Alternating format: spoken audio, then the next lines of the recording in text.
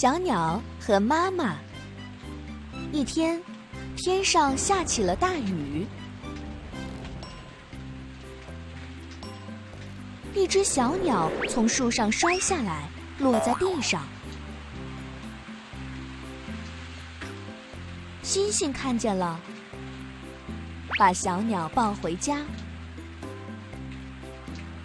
他用毛巾给小鸟擦干羽毛，找出一个漂亮的鸟笼子，把小鸟放进去，又给小鸟端来了小米和水。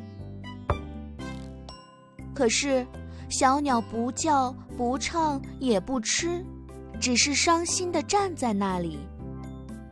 雨停了，星星拿着鸟笼来到屋外，小鸟仍然低着头，不吃不喝也不唱。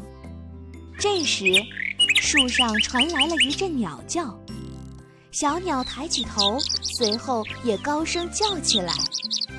一只大鸟站在树枝上，望着下面的小鸟哀叫。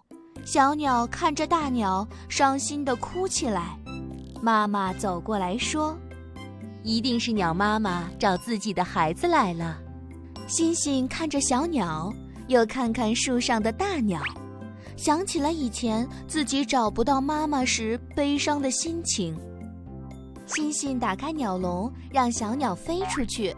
小鸟飞到树上，飞到大鸟的身旁。